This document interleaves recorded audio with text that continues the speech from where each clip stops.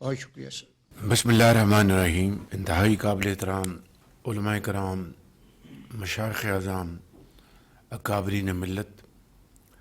اور ہماری اقلیتی برادری کے زعماء، قابل احترام وزرائے کرام اور محترم سرکاری افسران، السلام علیکم۔ آج میں آپ سب کو بطور امن کمیٹی کے ممبران کے دل کی گہرائیوں سے خوش آمدید کہتا ہوں، اور یقیناً یہ ایک بہت خوش آئند بات ہے کہ یہ قومی پیغام امن کمیٹی ایک ایسا کردار ادا کرنے جا رہی ہے جس کی اس وقت عام ترین ضرورت ہے۔ خدا داد ملک پاکستان، جو کہ حضرت قائد اعظم کی عظیم تحریک کے نتیجے میں، جس میں لاکھوں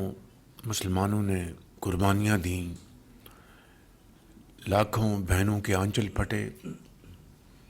اور اس تحریک میں زندگی کے ہر شعبے سے تعلق رکھنے والے کروڑوں مسلمانوں نے اور اقلیتی برادری نے اپنا بھرپور حصہ ڈالا، اور اس میں یقیناً علماء کرام کا بہت کردار تھا۔ تب جا کر یہ خداداد ملک پاکستان مارز وجود میں آیا۔ مقصد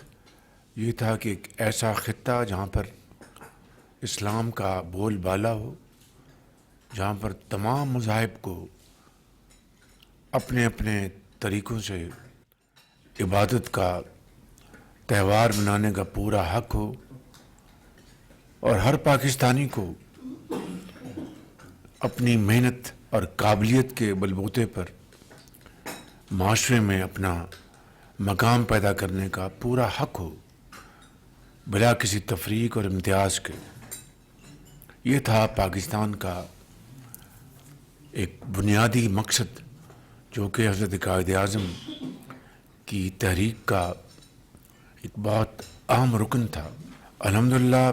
آج پاکستان ترقی اور خوشحالی کی منزل کی طرف رواں دواں ہے، اور آج اللہ تعالیٰ نے اپنے بے پایاں فضل و کرم سے پاکستان کو وہ وسائل عطا کیے ہیں جو کہ شاید ہی کسی ملک کے پاس ہوں۔ اگر ہم مدفن خزانوں کی بات کریں تو پاکستان کے پاس کھربوں ڈالر کے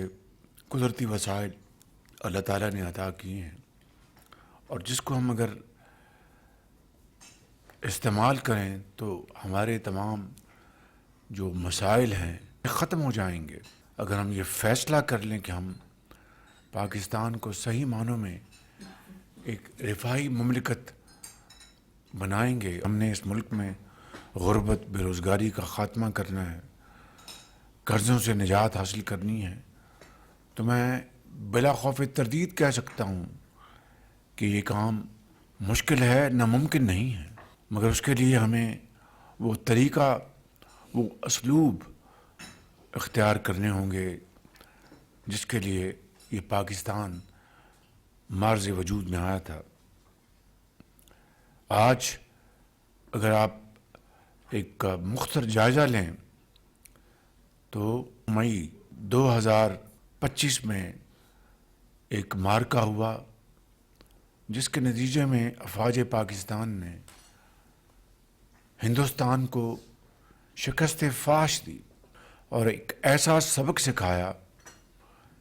کہ وہ رہتی دنیا تک بھولے گا نہیں۔ اور اس کی وجہ کیا تھی؟ اللہ تعالیٰ کی نصرت، اس کا بے پایاں فضل و کرم، اس کی کمال مہربانی، اور افواج پاکستان کی جرأت، ان کی اعلیٰ ترین ٹریننگ اور بہترین ٹیکنالوجی، اور یقیناً اس کو لیڈ کیا ہمارے فیلڈ مارشل سید عاصم منیر نے، اور 24 کروڑ عوام کی دعاؤں سے اللہ تعالیٰ نے ہمیں ایک عظیم فتح سے نوازا، جس کا ہم جتنا بھی شکر ادا کریں کم ہے۔ اور اب ہم ترقی اور خوشحالی کی منزل کی طرف تیزی سے آگے بڑھ رہے ہیں، مگر آج جو سب سے بڑا چیلنج وہ دہشت گردی ہے۔ اور اس میں کوئی دو رائے نہیں کہ ہمارے پاکستان میں جو مختلف مکاتب فکر ہیں ان کو پورا حق ہے کہ وہ نبی کریم صلی اللہ علیہ وسلم کے اسوہ حسنہ ہیں، قرآن کریم کے جو احکامات ہیں ان کی ترویج کریں. اقلیتیں جو ہیں وہ پاکستان میں، پاکستان کی ترقی میں، تعلیم،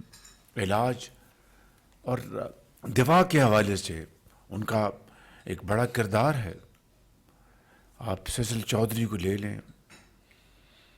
آپ جسٹس کارلینس کو لے لیں، سپریم کورٹ کے جج تھے رانا بھگوان داس، ان کی بڑی کنٹریبیوشن ہے اور انہوں نے ہمیشہ پاکستان کی ترقی اور خوشحالی میں اپنا حصہ ڈالا ہے. تو میں سمجھتا ہوں کہ ایک ایسا ملک جو مارز وجود میں آیا ان بنیادوں پر کہ پیار، محبت اور یکجہتی اور انصاف کا بول بالا ہوگا، وہاں پر آج جس طرح دہشت گردی نے یہاں پر بے گناہ 1,00,000 پاکستانی دہشت گردی کی اس جنگ میں شہید ہو چکے ہیں، جس میں عام شہری ہے، مائیں ہیں، بہنیں ہیں، نوجوان ہیں، بچے ہیں، ڈاکٹرز ہیں، انجینئرز ہیں، تاجر ہیں، اور چاروں صوبوں کے جو باسی ہیں انہوں نے اپنے خون سے پاکستان کی آبیاری کی ہے. افواج پاکستان کے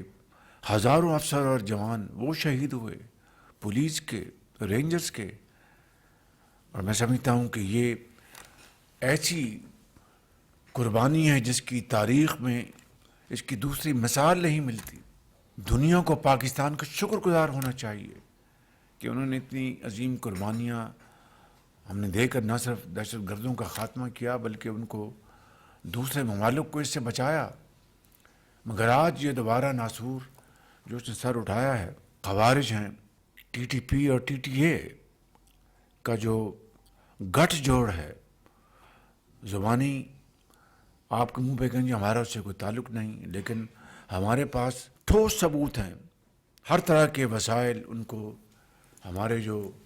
دشمن ہیں ان کے ذریعے وہ وسائل پہنچ رہے ہیں. انشاءاللہ جس طرح ہم نے 2018 میں دہشت گردی کا مکمل طور پر خاتمہ کر دیا تھا، مجھے یقین کامل ہے اللہ تعالیٰ کے فضل و کرم سے کہ اس مرتبہ بھی دہشت گردی کا سر کچلا جائے گا اور ہمیشہ کے لیے پاکستان کی سرحدوں سے ان کو انشاءاللہ اٹھا کر بحر ہند میں ڈبو دیا جائے گا. مگر ملک کے اندر جو قومی یکجہتی اور اتحاد کی جتنی آج ضرورت ہے،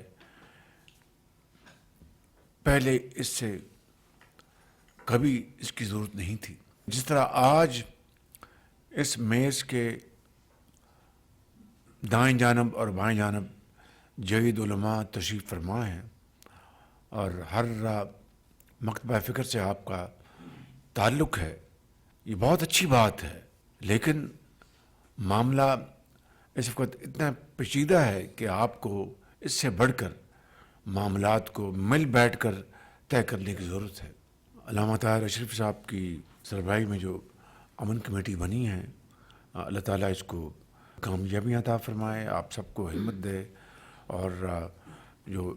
اسلام کی اعلیٰ و رفع جو پیغام چاروں سو آپ پہنچائیں. ہمیں ان تمام چیزوں کو تدبر، فہم و فراست، بردباری اور حوصلے کے ساتھ ان چیزوں کو ہمیں آگے لے کر چلنا ہے. اللہ تعالیٰ ہم سب کا حامی ناصر ہو. آپ سب کا بہت بہت شکریہ، بہت مہربانی.